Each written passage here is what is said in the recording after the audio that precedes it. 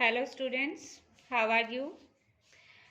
पिछले लेक्चर में हमने 4th चैप्टर कंप्लीट किया था। आज हम स्टार्ट करें 5th चैप्टर, जो चैप्टर का नाम है चैप्टर 5th इलेक्ट्रोमैग्नेटिक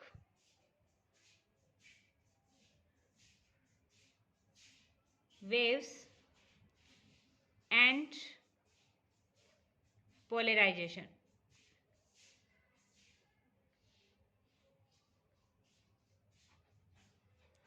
आज हम स्टडी करेंगे इलेक्ट्रॉनिक मैग्नेटिक वेव के बारे में, यानी इलेक्ट्रोमैग्नेटिक वेव आखिरकार होती क्या है। हमारा टॉपिक है इलेक्ट्रोमैग्नेटिक वेव।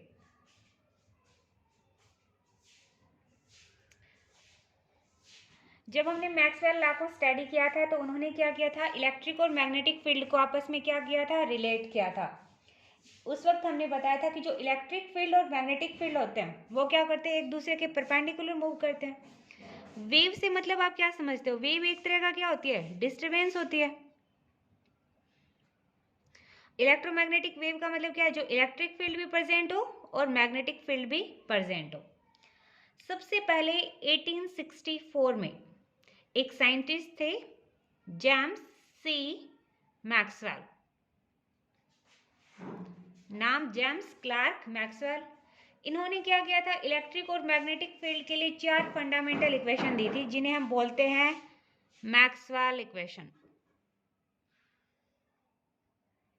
जिसमें फर्स्ट इक्वेशन क्या थी अपनी, del dot E is equal to rho by epsilon naught. ये किसके ऊपर बेस्ड थी, Gauss law for electric field.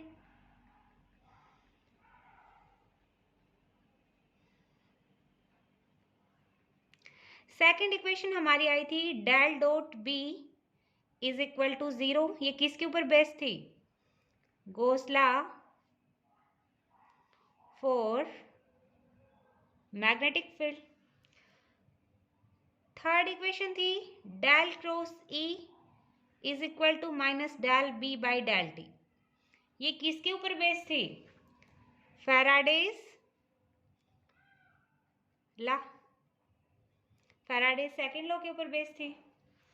Fourth equation क्या थी, del cross B is equal to mu naught J plus mu naught epsilon naught del E by del T.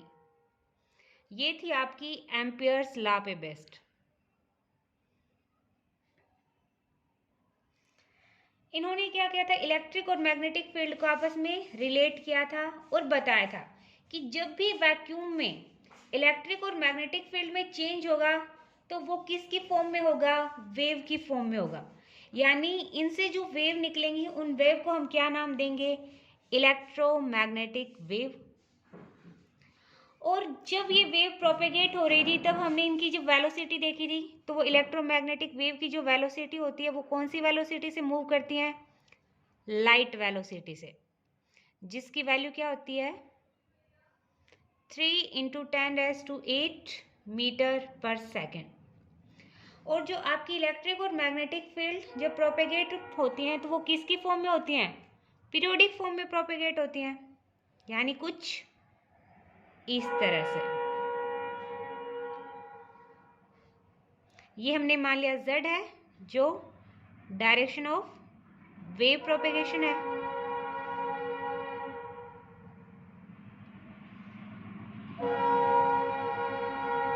ये x direction मान ली, ये y electric field,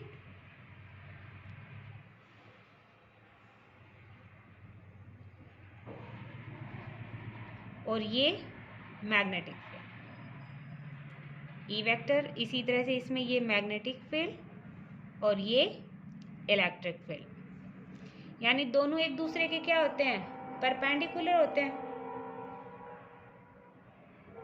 और Maxwell का यही जो theory है उसे ही हम बोलते हैं electromagnetic wave theory of light. ये तो मैक्सवेल ने बता दिया। उसके बाद एक हर्ट्ज नाम के साइंटिस्ट आए, उन्होंने ये बताया कि जो इलेक्ट्रोमैग्नेटिक वेव होती है, उन्होंने ये बस मैक्सवेल ने तो ये बताया था कि इलेक्ट्रोमैग्नेटिक वेव क्या होती हैं, जो लाइट वेलोसिटी से मूव करती हैं। लेकिन हर्ट्ज नाम के साइंटिस्ट ने ये और बता दिया कि जो इलेक्ट्रोमैग्नेटिक वेव होती हैं उसमें जो लाइट की सारी प्रॉपर्टीज एग्जिस्ट करती हैं। अब इलेक्ट्रोमैग्नेटिक वेव को हम इस फॉर्म में रिप्रेजेंट कर सकते हैं। अब अगले वाले में ये इलेक्ट्रिक फील्ड, ये वाला आपका मैग्नेटिक फील्ड हो जाएगा। अब इलेक्ट्रोमैग्नेटिक वेव में हम देख रहे हैं इलेक्ट्रिक और मैग्नेटिक फील्ड एक दूसरे के क्या हैं, परपेंडिकुलर हैं। और जो वेव प्रोपेगेशन डायरेक्शन के भी क्या हैं, परपेंडिकुलर हैं। इलेक्ट्रिक प्लेन कौन से में है, एक्स जेड प्लेन में है। तो इलेक्ट्रिक फील्ड जिस प्लेन में होगा उसे हम बोलते हैं वाइब्रेशन प्लेन। यानी एक्स जेड प्लेन कौन सा प्लेन है, इलेक्ट्रिक प्लेन।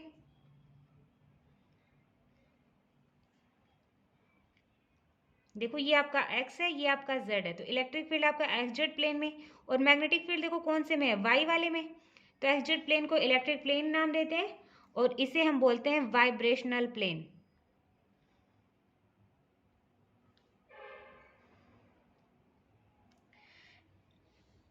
और दूसरा प्लेन हमारा कौन सा है, Y Z plane. Y Z plane जिसमें हमारा कौन सा फील्ड है, मैग्नेटिक फील्ड है,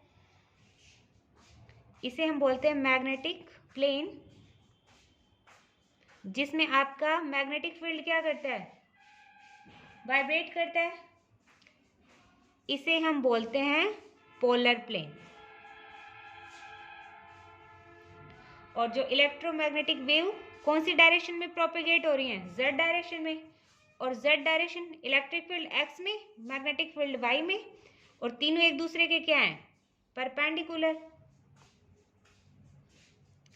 सॉरी, वेव प्रोपेगेशन कांस्टेंट के मान लिया। इस तरह से जब भी ये वाली नेचर कौन सी होती है, जिसमें वेव प्रोपेगेशन की डायरेक्शन अलग हो और जो वाइब्रेट करने की डायरेक्शन अलग हो, ऐसी वेव को हम बोलते हैं ट्रांसवर्स वेव। तो इस तरह से हमें क्या पता चलता है कि इलेक्ट्रोमैग्नेटिक वेव किस तरह की वेव है, transverse wave.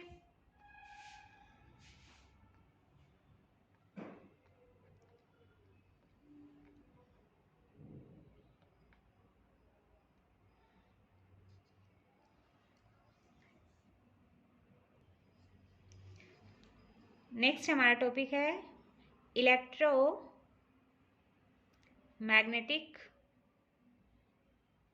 Waves in vacuum.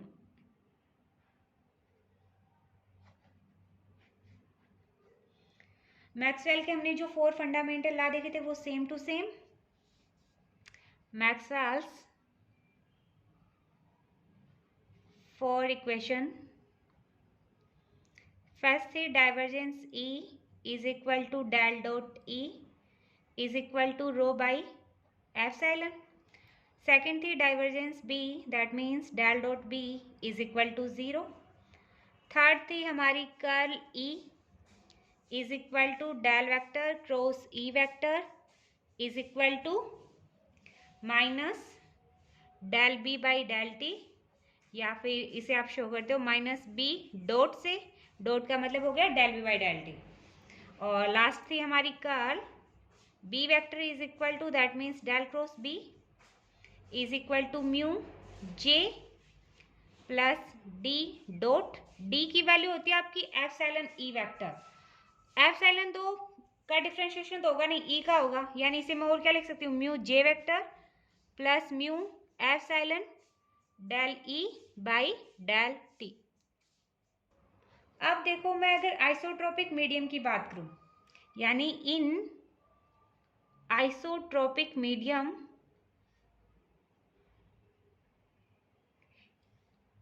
Electric field है आपका E वेक्टर और मैग्नेटिक फील्ड आपका क्या है, B वेक्टर है। रो क्या होती है, चार्ज डेंसिटी। J क्या होती है, current density I by A। Epsilon क्या है, permittivity of medium.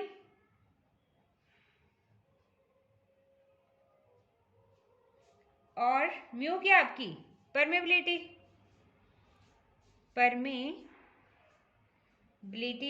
Of medium.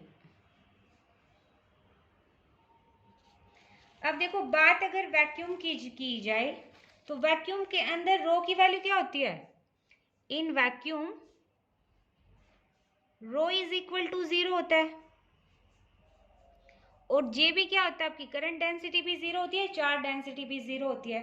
तो उस कंडीशन में आपकी फर्स्ट इक्वेशन क्या बन जाएगी मैक्सवेल की? Del dot E is equal to rho by epsilon था। अब रो की वैल्यू 0 है तो ये वाली 0 बन गई। सेकंड इक्वेशन में तो कोई चेंज होना ही नहीं है क्योंकि del dot B is equal to 0 है। थर्ड इक्वेशन क्या बनेगी? वही सेम है, del cross E is equal to minus del B by del T. Change किस में होना है? फर्स्ट और फोर्थ इक्वेशन में। फोर्थ इक्वेशन में क्या चेंज होगा? Del cross B is equal to आपका क्या हो जाएगा? Mu naught epsilon naught del E by del T, क्योंकि आपका जे वाला पार्ट क्या हो जाएगा? 0 हो जाएगा। और एक ये और बात ध्यान रखनी है आपको, अगर आप वैक्यूम ले रहे हो तो म्यू की जगह क्या यूज करोगे? Mu naught. और एप्सिलॉन की जगह क्या यूज करोगे? Epsilon note. अब देखो इसे हमने नाम दे दिया इक्वेशन 1, ये इक्वेशन 2, ये वाली इक्वेशन 3 और ये वाली इक्वेशन 4। अब इक्वेशन 3 का अगर हम दोनों तरफ कर लें, यानी taking curl on both sides of equation 3। अब आप इक्वेशन 3 का दोनों तरफ कर लोगे तो उस वक्त आपको क्या मिलेगा? Del cross E is equal to minus बाहर ले लिया, del cross del B by del T आ गया। अब देखो डिस्टेंस और टाइम, डेल का मतलब क्या होता है? Del by del X I cap plus del by del Y J cap plus del by del Z K cap. अब डिस्टेंस और टाइम दोनों क्या है? अपनी इंडिपेंडेंट वेरिएबल हैं, तो इनके रिस्पेक्ट में हम डिफरेंशिएशन को किस तरह से लिख सकते हैं? यानी मेरा कहने का मतलब क्या हुआ कि जैसे ये देखो अपने पास डेल क्रॉस, ये तो सेम ही रहेगा, डेल क्रॉस ही, इसमें तो कुछ चेंज आना नहीं है। अब डेल, इसे मैं क्या लिख सकती हूँ? Minus del by del T del cross B लिख सकती हूँ, क्योंकि देखो आप जब इसका टी के रिस्पेक्ट में करोगे तो इसके ऊपर तो इफेक्ट पड़ना नहीं है, क्योंकि ये कौन सी क्वांटिटी है आपकी? डिस्टेंस डिपेंडेंट क्वांटिटी है और बी टाइम डिपेंडेंट है, तो ये डेल तो बाहर ही आ जाएगा, cross del B by del T ये वाला ही मिल जाएगा। तो हम इसे इस फॉर्म में लिख सकते हैं, यानी हम उस इक्वेशन को क्या लिख सकते हैं? Del cross E is equal to minus del by del T del cross B लिख सकते हैं। अब हमें पता है, we know that del cross E की वैल्यू क्या हो सकती है? Del vector del dot E vector minus del square E vector. ये वाली वैल्यू कहाँ पुट करोगे आप? यहाँ पे पुट करोगे, तो उस वाली में पुट करोगे तो ये वाली इक्वेशन क्या आएगी आपकी? Del vector dot E vector minus del square E is equal to minus del by del T del cross B. Equation आपकी आ गई 5।